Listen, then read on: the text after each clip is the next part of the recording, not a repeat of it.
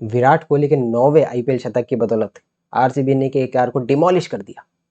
ये मैच तो हुआ ही ऑन द फील्ड, लेकिन मैच के बाद सोशल मीडिया पे एक मैच हुआ। वो मैच हुआ केकेआर और आरसीबी के बीच में। टूर्नामेंट शुरू होने से पहले केकेआर ने एक वीडियो निकाला था सोशल मीडिया पे, जिसमें वो सभी टीम्स को ट्रोल करते नजर आए थे और आरसीबी को 49 वाला जो एक ट्रोल हमेशा चलते आ रहा है, केकेआर ने आरसीबी को 49 पे ऑल आउट किया था, तो उसके बाद में एक टाइमर में 49 दिखाते, तो उसका जवाब देते हुए जो है आरसीबी ने ज़बरदस्त रिप्लाई किया सोशल मीडिया पे। सबसे पहले तो जो ट्रैफिक वाला जो सिग्नल होता है उस पर इन्होंने लिख दिया कि आरसीबी डब्ल्यू, और उन्होंने कैप्शन लिखा है इनफ सेड। उसके बाद में एक और जो है आरसीबी ट्वीट करता है, पोस्ट करता है सोशल मीडिया पे,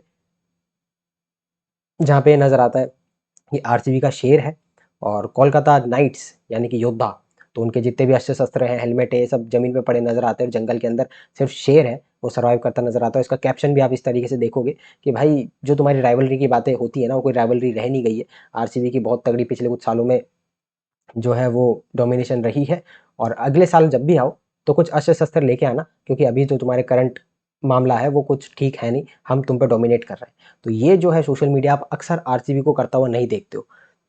आपने लास्ट बार जब करते हुए देखा था इस लेवल पे, हालांकि बीच में भी जितेश वाला भी आया था कि एक था जो विकेट के पीछे से, वो ठीक है, वो नॉर्मल था दोनों टीम्स के बीच में। लेकिन जो आपने एक मेन देखा था वो देखा था आईपीएल फाइनल के टाइम पे, जहाँ पे सभी लोग ये कह रहे थे कि भाई अगर आरसीबी को हरा दिया पंजाब ने तो ह्यूमैनिटी सेव हो जाएगी, ऐसा कुछ हो जाएगा। फिर आरसीबी फाइनल जीतने के बाद में अपना पोस्ट करते हैं कि ह्यूमैनिटी सेव्ड इस तरीके से, तो बहुत ही ज़बरदस्त उस समय आरसीबी का वो वायरल भी हुआ था। और यहाँ पे अब आरसीबी और इसके केकेआर खुले तौर पे आ चुका है। कुछ दिन पहले हम देख भी रहे थे कि पंजाब के टीम के खिलाड़ियों के बारे में कुछ स्पोर्ट्स जर्नलिस्ट ने ट्वीट किए थे, कुछ खबरें ब्रेक की थी, तो पंजाब ने उसका विरोध करते हुए एक ट्वीट बदले में किया था, और वो भी काफ़ी एक अगली टर्न ले लिया था इंसिडेंट जो भी हुआ था। ये वाला थोड़ा मेरे ख्याल से एक हेल्दी बैंटर है, और क्लास से एक अगर रिप्लाई देना हो तो कोई आरसीबी से सीखे जिस तरीके से रिप्लाई दे, और क्लास की बात कर ही रहे तो विराट कोहली की बात कैसे ना हो। विराट कोहली और आरसीबी की टीम चेस करने उतरी थी एक छोटा टोटल, और लग रहा था कि आरसीबी कर लेगा भाई 190, लेकिन उसी पिच पे था जहाँ पे आरसीबी 165 चेस करते हुए लास्ट बॉल पे गया था। तो विराट कोहली का टिकना बहुत जरूरी था। 2 डक के बाद विराट कोहली आ रहे थे बैटिंग करने, और पहला रन लेते हैं और ऑस्ट्रेलिया की याद दिला देते हैं। ऑस्ट्रेलिया में 2 बार डक पे आउट होते हैं, उसके बाद में तीसरे मैच में सिंगल लेके वो सेलिब्रेट करते हैं, और आज भी सिंगल लेके सेलिब्रेट किया, क्योंकि पिछले 2 मैच में डक पे आउट हो रहे थे। और विराट कोहली के पिछले 4 मैच में 50-51 रन थे। फिर भी अब शतक बनाने के बाद विराट कोहली ऑरेंज कैप की लिस्ट में तीसरे नंबर पर जा चुके हैं, वो भी with the better strike rate. जो भी उनसे 2 ऊपर है, साई सुदर्शन और हेनरिच क्लासन, उन दोनों से अच्छी स्ट्राइक रेट पे विराट कोहली उस पोजीशन पे बैठे। तो अब स्ट्राइक रेट ले लो, एवरेज ले लो, फॉर्म ले लो, सब चीज़ में विराट कोहली एक नंबर चल रहे हैं। और भाई कितने ही आए कितने ही गए, लेकिन ये हैकर की एंट्री हमेशा ऑरेंज कैप की लिस्ट में हो ही जाती है। और 2016 की बात करते हैं ये लोग कि 10 ईयर चैलेंज है, तो भुवनेश्वर कुमार के पास पर्पल पर्पल कैप है और विराट कोहली के पास ऑरेंज कैप है। बस बात इतनी है कि दोनों अब आरसीबी से खेलते हैं। तो विराट कोहली मैच में जब आए तो 2 डक के बाद आ रहे थे, लेकिन शुरुआत से उन्होंने इंटेंट शो किया। ऐसा नहीं था कि भाई शुरू में आराम से खेल लेता हूँ। कोहली ने पहला रन लेने के बाद में सेलिब्रेट किया। शुरुआत से ही अटैकिंग मोड पे दिखे जब वैभव अरोरा के ओवर में उन्होंने जबरदस्त बाउंड्रीज लगाई थी। रोमन पॉवेल ने बहुत बड़ी गलती करी जब उन्होंने विराट कोहली का कैच 21 रन पे थे जब छोड़ा, और थोड़ा सा टफ कैच था, लेकिन इस सिचुएशन में इस तरीके के कैचेज लेने पड़ते हैं। और विराट ने उसके बाद में फ्लॉलेस बैटिंग करी। 50 पहुंचे थे वो 32 बॉल्स पे, और 35 बॉल्स पे जहाँ तक मेरे को याद है इनके 55 के आसपास रन थे, और 60 बॉल पे 105 पे फिनिश करते हैं। तो लास्ट के जो इनके 50 रन थे, काफ़ी तेज़ गति पे जो है रन आए। देवदत्त पडिक्कल के साथ बहुत बढ़िया पार्टनरशिप हुई इनकी 92 रन की। और देवदत्त पडिक्कल का भी एक कैच, ईजी कैच जो है वो डीप में छोड़ा था वैभव अरोरा ने। और मैच के बाद पता चल ही गया कि अगर आप इतने इंपॉर्टेंट प्लेयर्स के कैचेस छोड़ोगे तो मैचेस तो आपके हाथ से जाने ही हैं। बहुत सारे बहुत तगड़े शॉट खेले, और 9th आईपीएल सेंचुरी जो है विराट कोहली ने पूरी करी। जो मेरा फेवरेट शॉट था, आई थिंक अनुकूल रॉय बॉलर थे, वो इतनी भी आगे बॉल नहीं थी, लेकिन विराट कोहली एक शॉट चेक करते और सीधा छक्के में जाता है। उसके बाद एक फ्लिक का छक्का भी आता है, वो तो चलो हमने कई बार देखा हुआ, लेकिन वो स्ट्रेट में एक छक्का है ना, एफर्टलेस वाला, कि भाई शॉट चेक किया और छक्के में चली गई। तो वो एक ज़बरदस्त मेरा तो फेवरेट शॉट था। आप भी कमेंट सेक्शन में जो है वो लिख सकते हो। सेलिब्रेशन तो विराट कोहली थी काफ़ी म्यूटेड थी, मतलब कि पहला रन उन्होंने स्कोर किया उसके बाद तो सेलिब्रेशन करी, लेकिन शतक के बाद में कोई सेलिब्रेशन नहीं थी। नॉन स्ट्राइकर एंड पे जितेश थे, वो उनकी तरफ आ रहे थे सेलिब्रेट करने, विराट ने कहा नहीं, क्योंकि विराट कोहली फोकस्ड है। पहली फोकस तो ये था उनका कि मैच जीते, और दूसरा फोकस ये है कि भाई ट्रॉफी जीतनी है। अब एक बार जीते तो दूसरी बार भी जीतनी है, और मेरे ख्याल से पूरे टीम का अभी यही मोराल है कि भाई ट्रॉफी हमको जो है जीतनी है। सौरभ दुबे का आज डेब्यू हुआ था, पहला ओवर वो अच्छा डालते हैं, लेकिन फिर उसके अगले ओवर में वो आते हैं जेकब बैथल, उनकी मार लगाते हैं और जेकब बैथल फिर आउट हो जाते हैं। और बुरी तरीके से आउट होते हैं क्योंकि कार्तिक त्यागी भाई बढ़िया बॉलर लग रहे हैं, आज भी 3 विकेट लिए। एक तो मनीष पांडे ने कैच पकड़ा भाई टिम डेविड का, वो जबरदस्त था, और एक कॉटन बॉल किया जेकब बेथेल को, वो बहुत तगड़ा हुआ था, और कॉटन बॉल में मतलब बेइज्जती करके आउट किया कि बाउंसर डाली, जेकब बेथेल की नजर ही नहीं थी बिल्कुल, टॉप एज लगती है, हेलमेट की लगती है, बॉल हवा में जाती है, फिर कॉटन बॉल करते हैं। तो कार्तिक त्यागी की तो तारीफ है, लेकिन यार जेकब बेथेल 6 पारियां हो गई, 0 इम्पैक्ट है, 85 रन है 6 पारी में, क्या करूं मैं इसका। स्टार बॉय भाई, स्टार बॉय, काउंटी छोड़ के कैसे आप आईपीएल में रह सकते हो, देख के थोड़ी सीख जाते हो, तो खिला लिया ना अब 6 मैच।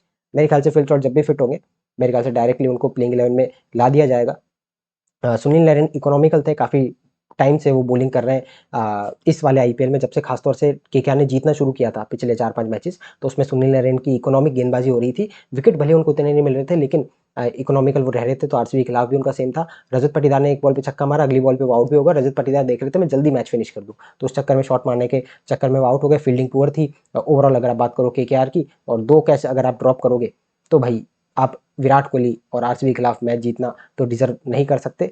तो आरसीबी ने 6 विकेट से जीत दर्ज करी, पॉइंट्स टेबल पे टॉप पे चले गए। मेरे ख्याल से एक और मुकाबला आपको जीतना पड़ेगा अगर आप टॉप 2 में अपनी कंफर्मेशन चाहते हो, और वर्चुअली आप क्वालिफाई कर गए, है ना। मेरे को लगता है कि अब आरसीबी को टॉप 4 से बाहर निकालना किसी के बस की बात नहीं है। 16 पॉइंट बहुत है, नेट रन रेट अपना सबसे अच्छा है, सबसे बड़ी बात है, क्योंकि अगर आरसीबी से जस्ट नीचे अगर आप देखोगे जिसका नेट रन रेट है वो गुजरात का 0.5 है, आरसीबी का 1.0 है।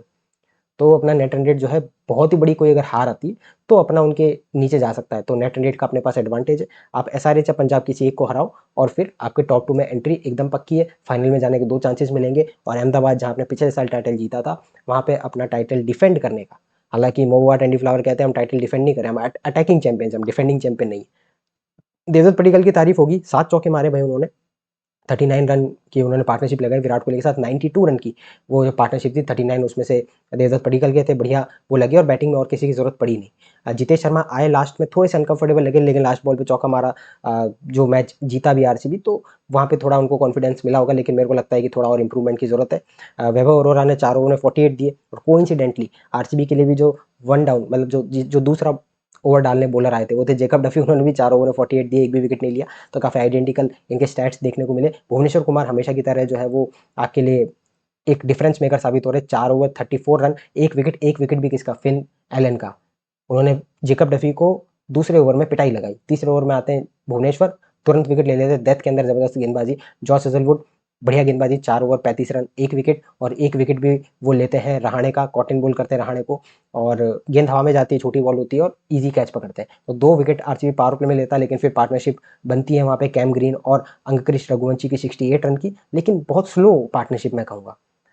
ग्रीन उतने कंफर्टेबल नहीं लग रहे थे, 3 चौके 1 छक्के उन्होंने मारे, लेकिन ग्रीन बिल्कुल भी कंफर्टेबल नहीं लग रहे थे, उनको बांध के रखा था। कुरनल के पहले 2 ओवर बहुत अच्छे थे, लेकिन उसके अगले 2 ओवर उनके थोड़े से महंगे साबित हुए। अगले 2 ओवर में कुरनल ने जो है करीबन 25 रन दिए थे, और पहले 2 ओवर में उनके 15 रन थे, तो 4 ओवर 39, और बिना किसी विकेट के कुरनल ने अपना स्पेल खत्म किया। रसिक दर सलाम ने मेरे को बहुत ज़्यादा इंप्रेस किया, खासतौर से उनमें डेथ में जो उन्होंने एक ओवर डाला, 17वां ओवर था या 18वां ओवर था जो इन्होंने डाला, बहुत ही ज़बरदस्त ओवर था, और पूरे मैच में उनको कंट्रोल देखने को मिला। सिर्फ जेकब डफी है जिससे मैं उतना इंप्रेस नहीं हुआ। आरसीबी ने 2 चेंजेस किए थे, वेंकटेश अय्यर और जेकब डफी को अंदर लाए थे, सुयश और रोमारियो को बाहर किया था। सुयश वाला जो चेंज था वो more of a tactical change था, कि रायपुर में आप देख रहे हो कि आप 4 ओवर नहीं डलवा पाओगे रिस्ट स्पिनर से, तो इसलिए आपने जेकब डफी का एक्सपीरियंस यूज़ किया। लेकिन हो सकता है कि धर्मशाला में जब आप खेलने जाओ, डे गेम है, ड्राई विकेट होगा, वहाँ पे स्पिनर को मदद मिले, तो वहाँ पे सुयश की एंट्री वापस हो जाए। वहीं पे जेकब बेथल की परफॉर्मेंस नहीं आ रही है, फिल सॉल्ट अगर अवेलेबल होंगे अगले मैच के लिए, तो वो एंट्री डाल लेंगे अपनी सीधी की सीधी।